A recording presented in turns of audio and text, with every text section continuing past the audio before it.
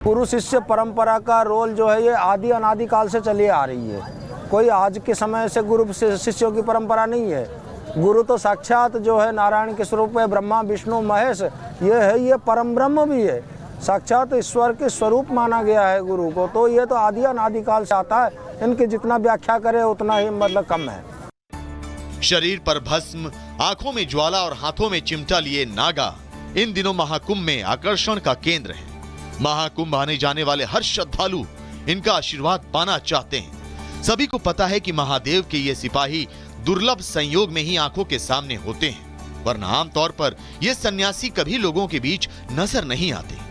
मगर जो सवाल अक्सर नागा साधुओं को देखकर लोगों के मन में उठता है वो ये कि नागा साधु कौन बनते हैं। आखिर हिंदू धर्म के इन प्रहरियों को किन कठिन परीक्षाओं से गुजरना पड़ता है।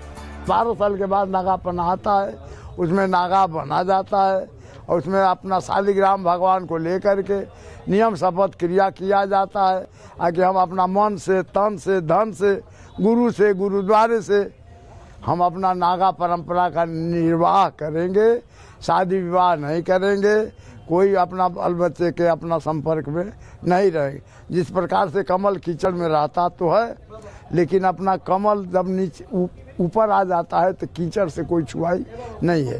तो हम लोगों के नागा परंपरा में ये सिखाया जाए कि नागा रहो, लेकिन हाँ दाई माई दुनिया के बीच में रहते हुए और तुम अपने परंपरा का निवाह करो। पहले महापुरुष बनाया जाता है, उसके बाद 12 साल का एक महापुरुषों का ब्रह्मचारी का पालन करना पड़ता है। उसके बाद नागा दीक्षा दिया जाती है। हर कुंभ में उसको नागा दीक्षा दिया जाती है। ब्रह्म हमारे जो अखाड़े के देवता रहते हैं उसके सामने हम लोग उसको नागा बनाया जाता है, गनी के नीचे, धर्मध्वजा के नीचे। वैसे तो नागा साधु बनने की एक लंबी प्रक्रिया है जिसमें एक सन्यासी को कई कठिन परीक्षाओं से गुजरना पड़ता है और इसमें 6 महीने से लेकर 12 वर्ष तक का लंबा समय लग जाता है।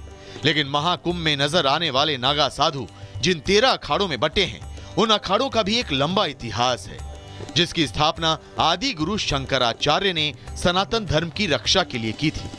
शस्त्र कला में निपुण ये साधक जब अपनी शस्त्र विद्या का प्रदर्शन करते हैं तो भक्त जहां अचरज से अपनी उंगली दांतों तले दबा लेते हैं तो वहीं सनातन विद्रोहियों का दिल डर से कांप जाता है।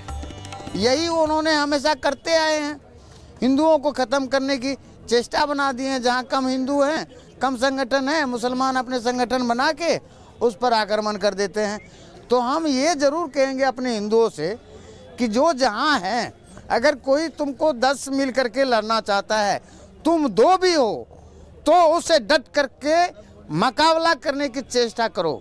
शास्त्र और शस्त्र दोनों ही विद्याओं में पारंगत होते हैं नागा साधु। इनकी वीर गाथाओं से इतिहास पटा पड़ा है। सदियों पहले नागा साधु धर्म रक्षा के लिए सामने आए तो आज भी धर्म रक्षा के लिए तत्पर नजर आते हैं। वैसे तो शास्त्र और शस्त्र दोनों ही विद्या में माहिर नागा साधुओं के शौर्य की कथाओं से पूरा इतिहास भरा पड़ा है। लेकिन आखिरी बार सदियों पहले धर्म रक्षा में सामने आए नागा आज भी धर्म रक्षा में तत्पर नजर आते हैं। जो सनातन के इन प्रहरियों का इतिहास जानते हैं उन्हें पता है कि 1260 में गुलाम वंश की सेना को कनखल में हराने वाले नागा योद्धाओं की बात हो या 1751 में अवध में अफगानी सेना को धूल चटाने का शौर्य या फिर 1756-57 में अहमद शाह अब्दाली को मथुरा पर हमला करने की सजा देने की जिद, नागा साधुओं के शौर्य की गाथाएं पानीपत से लेकर काशी में औरंगजेब को सबक सिखाने तक मौजूद है।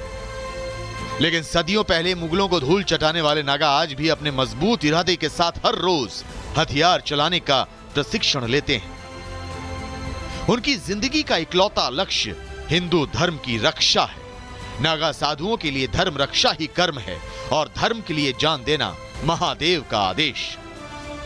हाँ, गुजरते वक्त के साथ इस संप्रदाय में यह बदलाव जरूर आया है कि पहले जहां पुरुष ही नागा साधु बनते थे, अब महिलाएं भी नागा साधु परंपरा में शामिल हो रही हैं। महिला नागा साधु की तस्वीर मैंने तो अभी तक देखी नहीं है और ना कोई परंपरा है और ना ही कोई दीक्षा का प्रावधान है शास्त्रों में, क्योंकि पुरुष दीक्षा का प्रावधान तो भगवान आदि शंकराचार्य के समय से मठामनाए महानुशासन में है, परंतु महिला क्योंकि महिला संतों का नागा संन्यास कर्म और संन्यास दीक्षा का प्रावधान नहीं है। परंतु आपने अगर कोई तस्वीर देखी होगी तो मैं नहीं समझता किसी अखाड़े की देखी होगी। किसी अखाड़े में आज तक ऐसी दीक्षाओं का प्रावधान नहीं हुआ है। वैसे तो इस वक्त देश में कुल 13 अखाड़े हैं, जिनमें करीब 5 लाख नागा साधु मौजूद हैं, जिनमें शैव और वैष्णव दोनों ही परंपरा को मानने वाले नागा साधु मौजूद हैं। लेकिन भक्तों को एक जैसे नजर आने वाले नागाओं की पहचान उनकी शिक्षा दीक्षा से भी जुड़ी है और इसी से उनकी पहचान भी होती है। उज्जैन में दीक्षित नागाओं को जहां खूनी नागा कहा जाता है, तो वहीं नासिक में दीक्षित नागाओं को खिचड़ी नागा कहा जाता है। हरिद्वार में दीक्षित नागा को बर्फानी नागा, तो प्रयागराज में दीक्षित नागाओं को राज राजेश्वर नागा के नाम से जाना जाता है। सिर्फ कुंभ और महाकुंभ के अवसर पर नजर आने वाले नागा साधुओं की दुनिया जितनी रहस्यमयी होती है, उतना ही कठिन होता है उनका जीवन। जहां धार्मिक अनुशासन के साथ दीक्षा लेने से पहले उन्हें अपना श्राद्ध, कर्म, पिंडदान करना होता है। नागा बनाने की पद्धति है, वो कुछ बातें कही नहीं जा सकती हैं, बताई नहीं जा सकती हैं। उनको क्रमवार 3-3 साल का कोर्स होता है। हमारे यहाँ 12 साल में नागा की संज्ञा मिलती है। अलग अलग जो है, वैसे सन्यासियों में क्या कि सूखा सूत्र नहीं रखते हैं। वहाँ नागा बनाते हैं तो शिखा मतलब चोटी, सूत्र मतलब जनेऊ, वो निकाल देते हैं और स्वयं का पिंडदान कर लेते हैं। तो जैसे मृत शरीर हो जाता है, तो वैसे उनको फिर क्रियाकर्म में ये सब बाधाएं नहीं मानते। काल के कपाल पर लिखने का जो साहस नागा दिखाते हैं, वैसी हिम्मत किसी धर्म के अनुयायी में बिरले ही देखने को मिलती है। हालांकि वर्तमान स्थिति में धर्म से विमुख होने वाली कथित आधुनिक पीढ़ी के प्रति वो नाराजगी जाहिर करते हैं, लेकिन सनातन पर उनके संप्रदाय का अडिग विश्वास साथ ही भरोसा भी दिलाता है कि सनातन पर संकट आया तो धर्म के ये ध्वजवाहक अकेले ही विरोधियों पर भारी पड़ेंगे। आरोप लगाने वाले तो न जाने क्या क्या आरोप लगाते हैं। आरोप के परे जा करके वास्तविकता और सत्यता के ऊपर गौर करना चाहिए। जो भी है, जो इस प्रकार के आरोप लगाते हैं उनको वास्तविकता जो है ज्ञान नहीं है, इसलिए वो ऐसे अनर्गल आरोप लगाते हैं।